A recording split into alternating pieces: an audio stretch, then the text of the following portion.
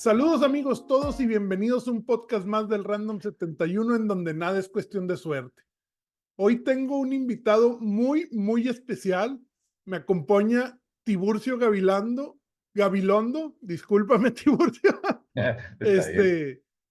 Tiburcio es el representante de la marca Cricri del maestro Gabilondo, que viene siendo el más conocido como el grillito cantor para todos nosotros. Tiburcio, ¿cómo estás? Muy bien, muchas gracias. Gracias por la invitación. Y aquí me tienen a la orden para que platiquemos mucho de este grillito travieso. Sí, hombre, digo, la verdad es que todo salió gracias a una amiga que tenemos en común, a Mara Niño Córdoba, Ujú, que tuve el gran honor de que me diera tu contacto, que pudiéramos platicar claro, y que te digo, la vida del maestro es impresionante, digo, para empezar que nació casi a comienzos de siglo, ¿no? En 1907, otro así es. mundo, otro México, otro todo, ¿no? Otro todo. Y de hecho, sabes que esa parte es muy interesante porque en realidad cuando él nace, que es todavía pleno porfiriato, antes de que aparezca la Revolución Mexicana, Ujú, bueno, ese México, digamos que todavía está un poco inmerso en el siglo XIX. De hecho, estaba reflexionando que es muy interesante la historia del siglo XX porque no solo en México, sino también en muchas partes del mundo, incluyendo los Estados Unidos, en realidad, todavía durante la primera década del siglo XX, ujú. la gente tiene un modo de vivir que es bastante moderado, muy a la antigua. ¿Y sabes dónde se nota mucho? Se nota mucho en las películas mudas. Ok. Que aunque, por ejemplo, las películas mudas se hacían en Estados Unidos, y claro, Estados Unidos es el prototipo del progreso en el siglo XX. Pero cuando te fijas en esas películas de Charlie Chaplin, de, de, de Mary Pickford, de todo eso, tú notas que, por ejemplo, la gente todavía hacía muchas cosas que no eran tan modernas. Se lavaba la ropa en bateas de madera, los vestidos de las señoras eran así muy largos, apretados, y entonces como que correspondía mucho al tipo de vida antiguo. Y entonces vienen los cambios fuertes en el siglo XX, vienen, Ujú. empieza la Primera Guerra Mundial, hay muchos cambios en países latinoamericanos, europeos, asiáticos inclusive, y entonces como que el siglo XX empieza más bien ya a partir de los años 20 en adelante. Y aquí lo que es muy interesante de la vida de Francisco de Gavilón Soler es que esto que decías tú, nace a principios del siglo XX, pero nace como que en un pedacito del siglo XIX y después va creciendo su vida conforme avanza el siglo XX. Y entonces, pues se enfrentó a una serie de cambios muy interesantes que definitivamente marcaron pues, no solo su vida, sino su obra creativa. Ujú. Entonces, esa primera observación, muy atinada, ¿eh? No, no, gracias. Oye, pero qué interesante, ¿no?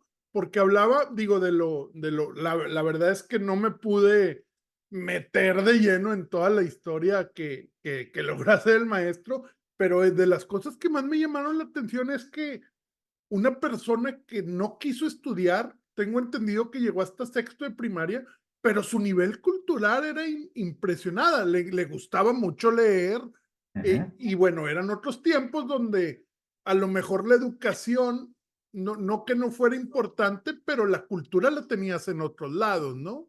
Por supuesto. Ahí voy a hacer una pequeña puntualización. No es que no le gustara estudiar, lo que no le gusta, sí le gustaba estudiar y mucho. Mm, Como ok. dices tú, era un gran lector. Lo que no le gustaba era ir a la escuela. Ah, bueno, Pero, pero no, pero además fíjate que la observación es muy pertinente porque además fíjate que yo creo que esto lo padecieron muchos chicos que pues tenían buenas habilidades de aprendizaje, de conocimiento, mentes que eran, bueno, bastante brillantes, que eran chicos inteligentes, pero que claro, no iban al ritmo de la enseñanza, pues como se estaba practicando en esa época.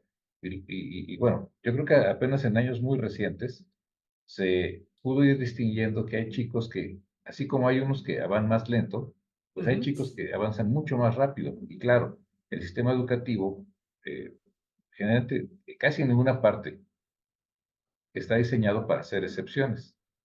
En todo caso, no lo estaba hecho en ese entonces. Actualmente, pues sí, ahora ya se recomienda que, bueno, chicos que requieran más apoyo cognitivo, bueno, se les da cierta estimulación, a lo mejor se les manda a alguna escuela especial, que a veces esas escuelas eran mal vistas porque, no, pues una escuela para tontos, ¿no? Ujú. Y a veces otros chicos que eran muy, muy avanzados, los acababan también mandando a esas escuelas porque decían, no, pues es que no aprende. Bueno, no es que no aprenda, es que ya se aprendió todo y ahora casi, casi puede dar la clase. Y, y claro, pues un niño que se aburre en la escuela porque ya entendió de qué se trata la materia, que ya entendió la clase, ¿qué hace? Pues se pone a pintar dibujitos, a ver cómo le amarra las agujetas al compañerito sin que se dé cuenta. Ujú. Es decir, se salen del renglón porque la escuela no es capaz de darles la atención acorde a su capacidad. Y eso le pasó Claro, mucho a Pancho Gabilondo. Aquí aclaro lo de Pancho Gabilondo porque a él le gustaba mucho que le dijeran Pancho, se llama que le dijeron Francisco. Su Pancho. nombre propiamente era Francisco José. Nunca Ok. usaba el José, pero le gustaba mucho que le dijeran Pancho. Y entonces, pues resulta que, como dices tú, le gustaba mucho estudiar, pero no le gustaba lo que le impartían o lo que le enseñaban, pues ya lo había Ujú. entendido. Sin embargo, Era un avanzado a su. sí, pero el problema de que aunque estés muy avanzado, si también el maestro no es receptivo, no entiende que ya entendiste, Sí, pues te claro. reprueba, y lo reprobaron en la primaria también. Mira, la pasó muy mal en la escuela, pero le gustaba aprender, le gustaba estudiar. ¿Sabes que hacía una cosa muy bonita cuando vivía él nació en una ciudad de México que se llama Orizaba, Sí, Veracruz, en Veracruz, ¿no? exactamente, estado de Veracruz, y una ciudad muy privilegiada porque era el punto intermedio entre el puerto de Veracruz y la Ciudad de México. Y antes la entrada al país era por el puerto de Veracruz. Un poco sí, de repente la gente entraba por el lado norte, pues más por el lado de estado de Tamaulipas, ¿no? Lo que está Ujú. pegado a la costa del Golfo, ¿no? Sí. Algunos por ahí, quizá por Ciudad Juárez, y ya muy poquitos, te digo, curiosamente, era muy poco lo que se llegaba a manejar entre San Diego y Tijuana, que Tijuana era como, pues, era un ranchito sin más gracia, Pues, ¿no? pues realmente yo creo que todo, ¿no, Tiburcio? Porque La realmente mayor el parte puerto grande era Veracruz, lo era pegado a la Veracruz, capital, ¿no?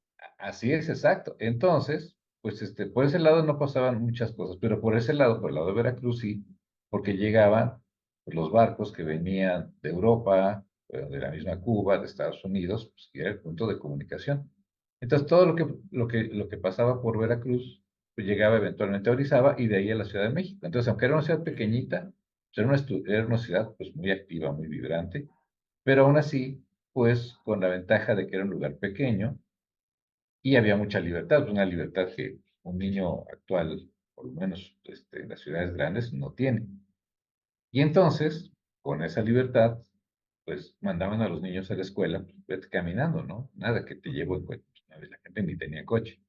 Entonces, vete caminando a la escuela y él muy chistoso, al llegar a cierto punto del camino, doblaba en una esquina y se iba caminando, pero al campo, y se iba Okey. al cerro. ¿Y sabes qué hacía ahí? Se ponía a estudiar. Y ahí estudiaba sus libros, los leía toda la mañana, repasaba las lecciones, practicaba.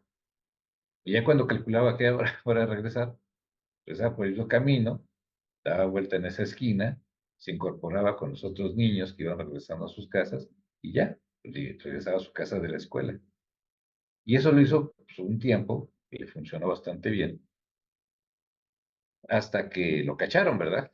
Entonces, pues, pues niño, vete a la escuela. Lo que sí sucedió, y tú señalaste muy bien, estudió hasta el sexto año de primaria. Y entonces le pidió a su papá, oye papá, mira, te prometo que voy a estudiar mucho, pero por favor, ya no me mandes a la escuela. Y Sí, su algo papá, así es lo que alcancé a leer. exacto, y ¿sabes qué? Su papá, que se llamaba don Tiburcio de Aguilondo Goya, que era Ujú, un señor tenedor de libros, lo que hoy sería un contador, ujú. pues era un señor muy cariñoso, muy, muy, muy, muy solidario con su hijo. Y entonces, y sabiendo que era un muchacho de palabra, le dijo, sí, pero Pancho, tienes que comprometerte y estudiar todos los días de tu vida. Y sabes Ok. que hasta el último día de la vida de Francisco Gabilondo cumplió su palabra, la palabra empeñada a su papá. Eso fue muy bonito. Y entonces, pues lo que sucedió fue que de ahí en adelante siguió estudiando, pero ya como autodidacta.